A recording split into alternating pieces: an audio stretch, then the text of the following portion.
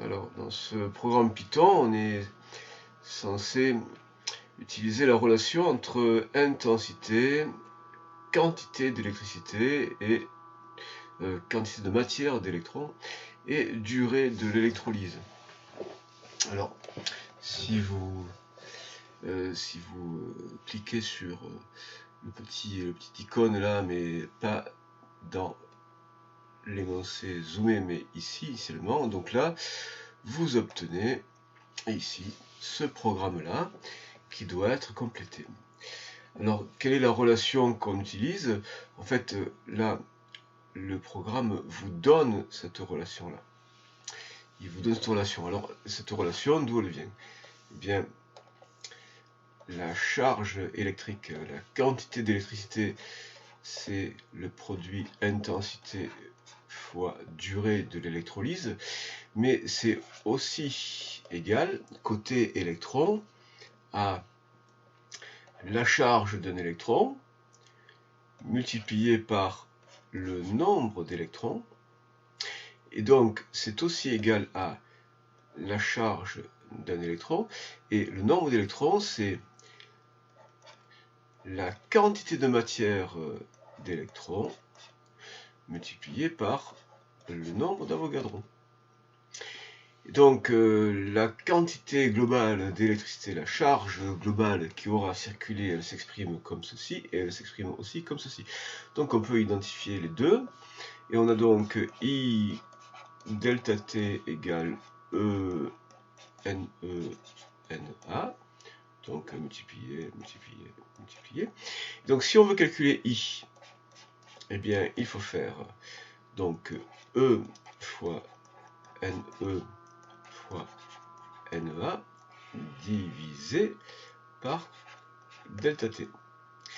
Si c'est delta T que l'on veut à ce moment-là, eh bien même numérateur et on divise par I, donc E fois NE fois NA est divisé par I. Et si c'est la quantité de matière d'électrons que l'on veut, NE, c'est donc I fois delta T, et on divise par petit e et par NEA. Alors, dans le programme, il faut qu'on puisse envisager les trois situations où on veut soit I, soit delta T, soit la quantité de matière d'électrons. Donc là, il y a déjà deux parties deux programmes qui sont écrits, deux situations qui sont remplies. Donc là, si c'est I que l'on veut calculer, eh bien, il faut appliquer donc cette relation-là. Alors, if, c'est la condition. Le A égale, le double égal, c'est vraiment l'égalité, telle que on l'entend normalement. Et donc, B égale float, input, etc. Le input, ça veut dire qu'il attend de nous que on saisisse la quantité de matière d'électrons. Alors, cette quantité de matière d'électrons, comme ça peut être un nombre décimal, eh bien, il faut ajouter le float. Ça veut dire que la grandeur qui va être saisie, là, ça peut être un nombre décimal. Et lui, il va l'appeler B. Cette réponse qu'on va lui donner, il va l'affecter à la variable petit b. Ensuite, input, donc il attend qu'on saisisse la durée de fonctionnement en secondes, delta t égale, etc. Donc float, parce que ça peut être aussi un nombre décimal, et il va lui affecter la valeur petit c, il va l'affecter à la grandeur petit c, à la variable petit c. Ensuite, il calcule NA fois E fois B. Alors, NEA fois E, le NEA et le E, ce sont le nombre, la constante d'Avogadro et la charge élémentaire qui sont déjà définis une fois pour toutes. Et donc, il fait le produit NEA fois E, et il va simplement multiplier par NE, mais ce NE, la quantité de matière d'électrons, lui, il l'aura appelé B. Donc ce numérateur-là, eh bien, pour lui, c'est B fois E fois NEA. Donc il fait le calcul juste pour le numérateur. Et puis ensuite, il fait la division par I.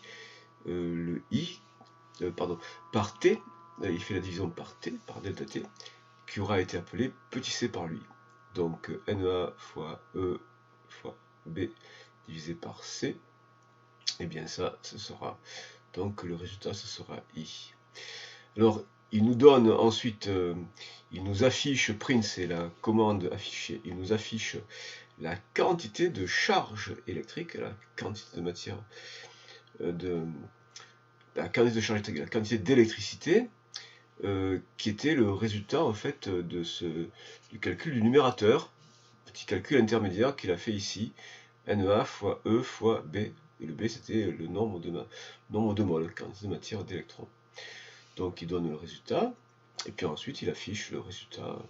Alors pour afficher, il écrit donc ce qui est entre guillemets, donc intensité du courant électrique en ampères I égale, donc ce qui est entre guillemets va être affiché en une seule fois.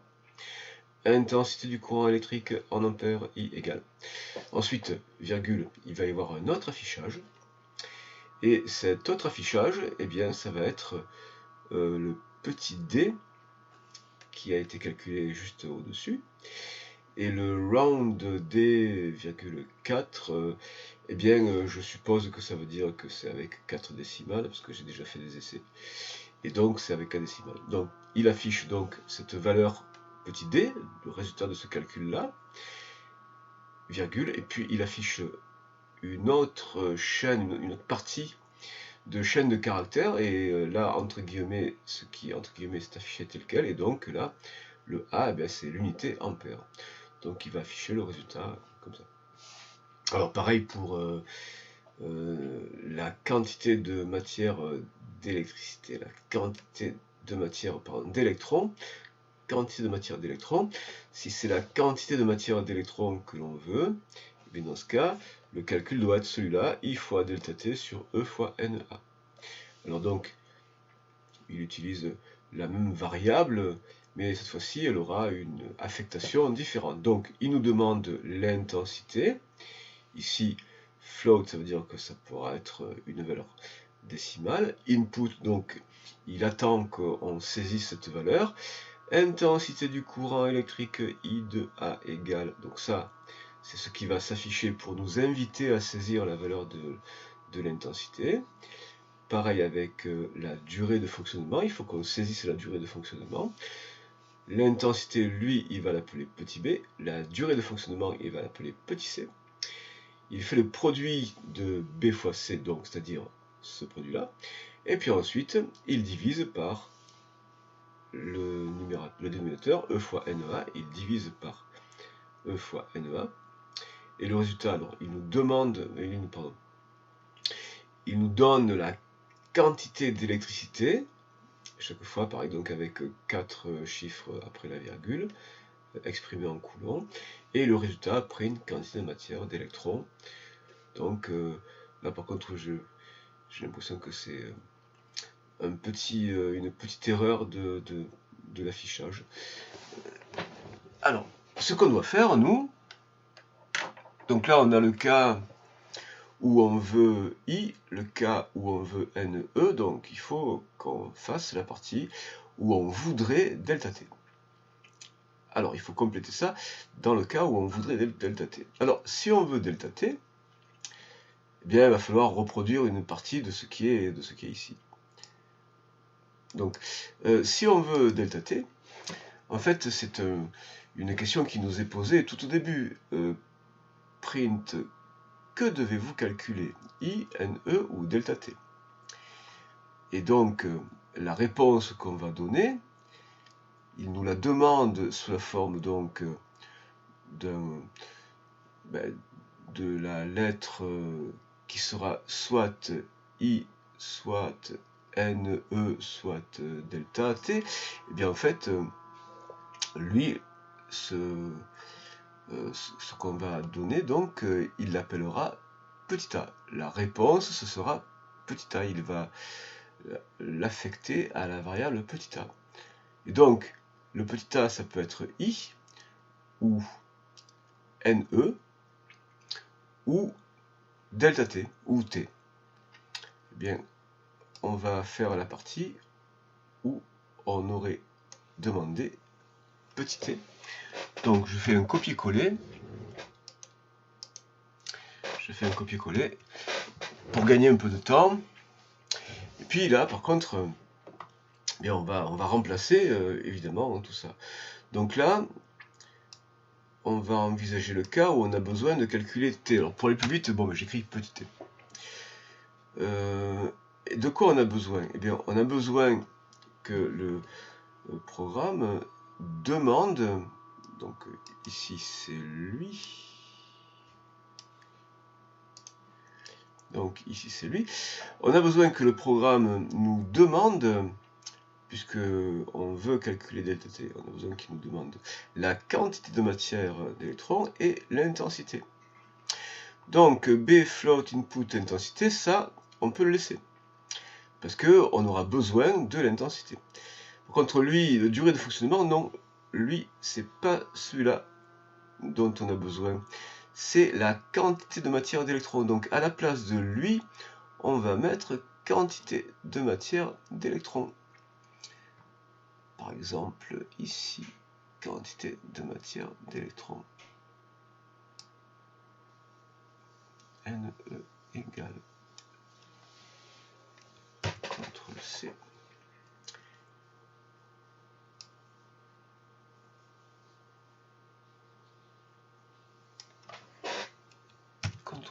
Quantité de matière d'électrons. Ah, par contre là, il faut pas dégueuler de trop là.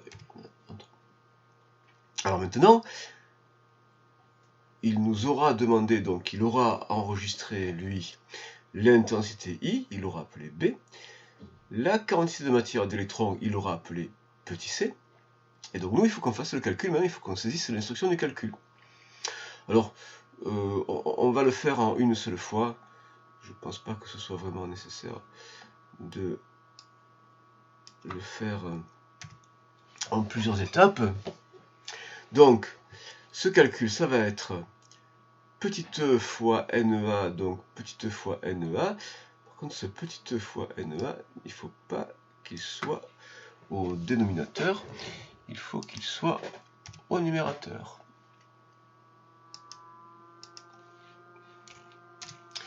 Il faut qu'il soit au numérateur.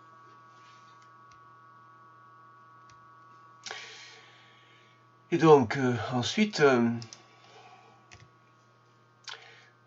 on va diviser ce NEA fois EA. Il faut encore multiplier.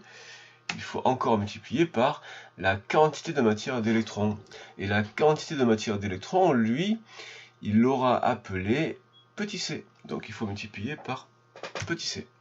Et maintenant, on divise par I. Donc I, lui, il l'aura appelé petit b. Donc on divise par B. Voilà le calcul qui doit être fait. Voilà, il faut qu'il fasse ce calcul-là. Et puis maintenant, eh bien, il faut qu'il affiche le résultat. Donc, il va afficher le résultat. Bon, charge électrique, celui-là, on va l'éliminer. On n'en a pas besoin. Bon, autant éliminer celui-là. Et donc, le résultat, ça va être non pas quantité de charge électrique, mais ça va être la durée de l'électrolyse sera 2 points. Alors, il faut que ce soit qu'on écrive t égale, donc le t égale, ça fera partie de l'affichage. Après, on n'a plus besoin qu'il affiche un autre texte, donc on ferme les guillemets.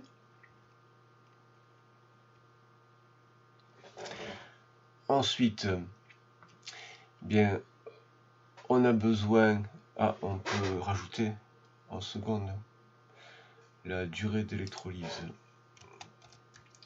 en seconde sera t égale. Ensuite, on a besoin qu'il affiche la valeur de ce qu'il aura calculé. Donc, la valeur de ce qu'il aura calculé, elle est partagée, par contre, pas besoin de la parenthèse.